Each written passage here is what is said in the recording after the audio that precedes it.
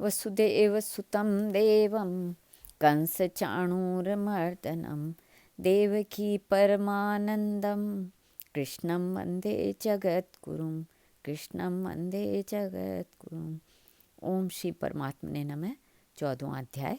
उसके उपरांत श्री कृष्ण भगवान बोले, हे अर्जुन, ज्ञानों में भी अति उत्तम परम ज्ञान को मैं फिर भी तेरे लिए कहूँगा कि जिसको जानकर सब मुनिजन इस संसार से मुक्त होकर परम सिद्धि को प्राप्त हो गए हैं। हे अर्जुन, इस ज्ञान को आश्रय करके अर्थात धारण करके मेरे स्वरूप को प्राप्त हुए पुरुष सृष्टि के आदि में पुनः उत्पन्न नहीं होते हैं और प्रलय काल में भी व्याकुल नहीं होते हैं, क्योंकि उनकी दृष्टि में मुझ वासुदेव से भिन्न कोई वस्तु है ही नहीं। हे अर्जुन, मेरी महत ब्रह्मरूप प्रकृति अर्थात त्रिगुणमयी माया संपूर्ण भूतों की योनि है अर्थात गर्भाधान का स्थान है और मैं उस योनि में चेतन रूप बीज को स्थापन करता हूँ। उस जड़ चेतन के संयोग से सब भूतों की उत्पत्ति होती है। हे अर्जुन, नाना प्रकार की सब योनियों में जितनी मूर्तियाँ अर्थात शरीर उत्पन्न होते हैं उन सब की त्रिगुणमयी माया तो गर्भ को धारण करने वाली माता है और मैं बीज को स्थापन करने वाला पिता हूँ। हे अर्जुन, सत्वगुण, रजोगुण और तमोगुण ऐसे यह प्रकृति से उत्पन्न हुए तीनों गुण इस अविनाशी जीवात्मा को शरीर में बांधते हैं। हे निष्पाप, उन तीनों गुणों में प्रकाश करने वाला निर्विकार सत्वगुण तो निर्मल होने के कारण सुख की आसक्ति से और ज्ञान की आसक्ति से अर्थात ज्ञान के अभिमान से बांधता है। हे अर्जुन, राग रूप रजोगुण को कामना और आसक्ति से उत्पन्न हुआ जान, वह इस जीवात्मा को कर्मों की और उसके फल की आसक्ति से बांधता है। और हे अर्जुन, सर्वदेहाभिमानियों के मोहने वाले तमोगुण को अज्ञान से उत्पन्न हुआ जान, वह इस जीवात्मा को प्रमाद, आलस्य और निद्रा के द्वारा बांधता है। क्योंकि हे अर्जुन, सत्वगुण सुख में लगाता है और रजोगुण कर्म में लगाता है तथा तमोगुण तो ज्ञान को आच्छादन करके अर्थात ढक के प्रमाद में लगाता है। हे अर्जुन, रजोगुण और तमोगुण को दबाकर सत्वगुण होता है अर्थात बढ़ता है तथा रजोगुण और सत्वगुण को दबाकर तमोगुण बढ़ता है, वैसे ही तमोगुण और सत्वगुण को दबाकर रजोगुण बढ़ता है। इसलिए जिस काल में इस देह में तथा अंतःकरण और इंद्रियों में चेतनता और बोध शक्ति उत्पन्न होती है उस काल में ऐसा जानना चाहिए कि सत्वगुण बढ़ा है। और हे अर्जुन, रजोगुण के बढ़ने पर लोभ और प्रवृत्ति अर्थात सांसारिक चेष्टा तथा सब प्रकार के कर्मों का स्वार्थ बुद्धि से आरंभ एवं अशांति अर्थात मन की चंचलता और विषय भोगों की लालसा ये सब उत्पन्न होते हैं। तथा हे अर्जुन, तमोगुण के बढ़ने पर अंतःकरण और इंद्रियों में अप्रकाश एवं कर्तव्य कर्मों में अप्रवृत्ति और प्रमाद अर्थात व्यर्थ चेष्टा और निद्रा आदि अंतःकरण की मोहिनी वृत्तियाँ यह सभी उत्पन्न होते हैं। हे अर्जुन, जब यह जीवात्मा सत्वगुण की वृद्धि में मृत्यु को प्राप्त होता है तब तो उत्तम कर्म करने वालों के मलरहित अर्थात दिव्य स्वर्ग आदि लोकों को प्राप्त होता है। रजोगुण के बढ़ने पर अर्थात जिस काल में रजोगुण बढ़ता है उस काल में मृत्यु को प्राप्त होकर कर्मों की आसक्ति वाले मनुष्यों में उत्पन्न होता है तथा तमोगुण के बढ़ने पर मरा हुआ मनुष्य पुरुष कीट पशु आदि मूढ़ योनियों में उत्पन्न होता है। क्योंकि सात्विक कर्म का तो सात्विक अर्थात सुख, ज्ञान और वैराग्य आदि निर्मल फल कहा है और राजस कर्म का फल दुख एवं तामस कर्म का फल अज्ञान का है। सत्वगुण से ज्ञान उत्पन्न होता है और रजोगुण से निसंदेह लोभ उत्पन्न होता है तथा तमोगुण से प्रमाद और मोह उत्पन्न होता है और अज्ञान भी होता है। इसलिए सत्वगुण में स्थित हुए पुरुष स्वर्ग आदि उच्च लोकों में जाते हैं और रजोगुण में स्थित राजस पुरुष मध्य में अर्थात मनुष्य लोक में ही रहते हैं एवं तमोगुण के कार्य रूप निद्रा, प्रमाद और आलस्य आदि में स्थित हुए तामस पुरुष अधोगति को अर्थात कीट पशु आदि नीच योनियों में प्राप्त होते हैं। हे अर्जुन, जिस काल में दृष्टा अर्थात समष्टि चेतन में एक ही भाव से स्थित हुआ साक्षी पुरुष तीनों गुणों के सिवाय अन्य किसी को कर्ता नहीं देखता है अर्थात गुण ही गुणों में बरतते हैं ऐसा देखता है तो तीनों गुणों से अति परे सच्चिदानंद घन स्वरूप मुझ परमात्मा को तत्व से जानता है।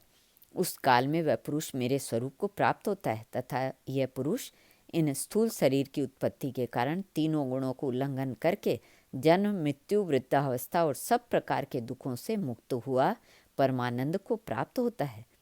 इस प्रकार भगवान के रहस्य युक्त वचनों को सुनकर अर्जुन ने पूछा, हे पुरुषोत्तम, इन तीनों गुणों से अतीत हुआ पुरुष किन किन लक्षणों से युक्त होता है और किस प्रकार के आचरणों वाला होता है, तथा हे प्रभु, मनुष्य किस उपाय से इन तीनों गुणों से अतीत होता है। इस प्रकार अर्जुन के पूछने पर श्री कृष्ण भगवान बोले, हे अर्जुन, जो सत्व गुण के कार्य रूप प्रकाश को पुरुष और जो रजोगुण के कार्य रूप प्रवृत्ति को तथा जो तमोगुण के कार्य रूप मोह को भी न तो प्रवृत्त होने पर बुरा समझता है और न निवृत्त होने पर उनकी आकांक्षा करता है, तथा जो साक्षी के सदृश स्थित हुआ गुणों के द्वारा विचलित नहीं किया जा सकता है और गुण ही गुणों में बरतते हैं ऐसा समझता हुआ जो सच्चिदानंद घन परमात्मा में एक ही भाव से स्थित रहता है एवं उस स्थिति से चलायमान नहीं होता, जो निरंतर आत्मभाव में स्थित हुआ दुख सुख को समान समझने वाला है तथा मिट्टी, पत्थर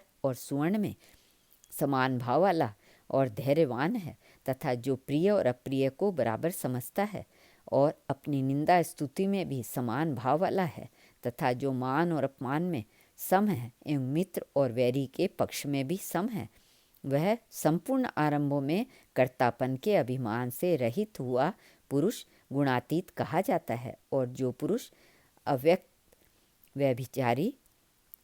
अव्यभिचारी भक्ति रूप योग के द्वारा मेरे को निरंतर भजता है, वह इन तीनों गुणों को अच्छी प्रकार उल्लंघन करके सच्चिदानंद घन ब्रह्म में एक ही भाव होने के लिए योग्य होता है।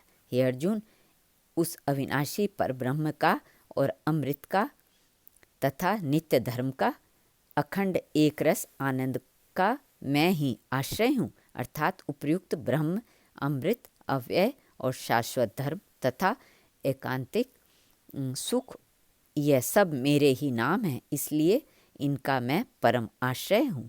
इति श्रीमद् भगवत गीता रूपी उपनिषद एवं ब्रह्म विद्या तथा योग शास्त्र विषयक श्री कृष्ण और अर्जुन के संवाद में गुणत्रय विभाग योग नामक 14वां अध्याय।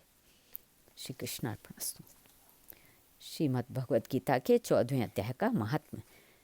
श्री महादेव जी कहते हैं, पार्वती, अब मैं भवबंधन से छुटकारा पाने के साधनभूत 14वें अध्याय का महात्म्य बतलाता हूँ, तुम ध्यान देकर सुनो।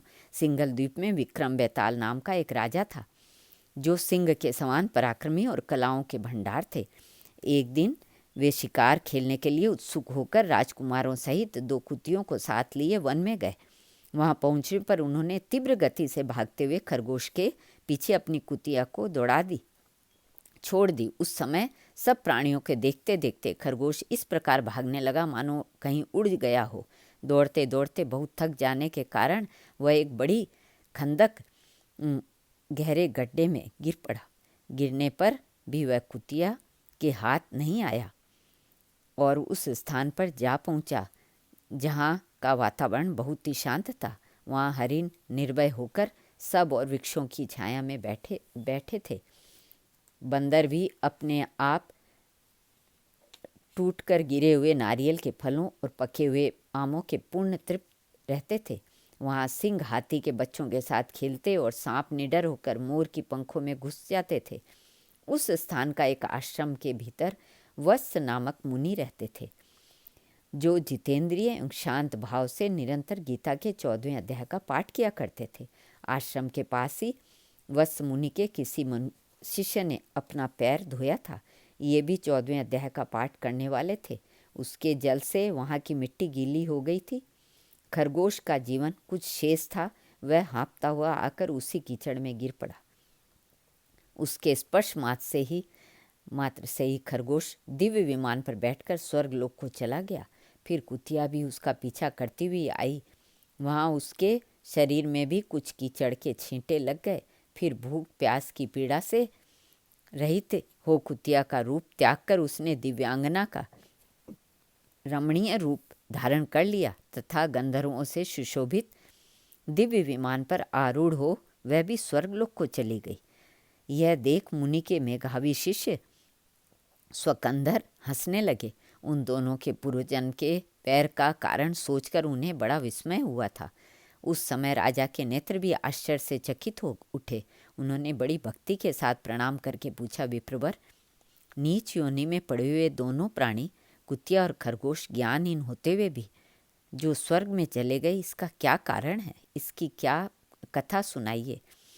शिष्य ने कहा, भूपाल, इस वन में वत्स नामक ब्राह्मण रहते हैं। वे बड़े जितेंद्रिय महात्मा हैं। गीता के 14वें अध्याय का सदा जप किया करते हैं। मैं उन्हीं का शिष्य हूँ। मैंने भी ब्रह्म विद्या में विशेषज्ञता प्राप्त की है। गुरुजी की ही भांति मैं भी 14वें अध्याय का प्रतिदिन जप करता हूँ। मेरे पैर धोने के जल में लौटने के कारण यह खरगोश कुतिया के साथ ही स्वर्गलोक को प्राप्त हुआ है। अब मैं अपने हंसने का कारण बताता हूँ। महाराष्ट्र में अभ्युदक नामक महान नगर है। वहाँ केशव नाम का एक ब्राह्मण रहता था जो कपटी मनुष्यों में अग्रगण्य था। उसकी स्त्री का नाम विलोभना था। वह स्वच्छंद विहार करने वाली थी। इससे क्रोध में आकर जन्म भर के वैर को याद करके ब्राह्मण ने अपनी स्त्री का वध कर डाला और उसी पाप से उसको खरगोश की योनि में जन्म मिला। ब्राह्मणी भी अपने पाप के कारण कुतिया हुई। श्री महादेव जी कहते हैं, यह सारी कथा सुनकर श्रद्धालु राजा ने गीता के 14वें अध्याय का पाठ आरंभ कर दिया। इससे उन्हें परम गति की प्राप्ति हुई। श्री कृष्णार्पणमस्तु।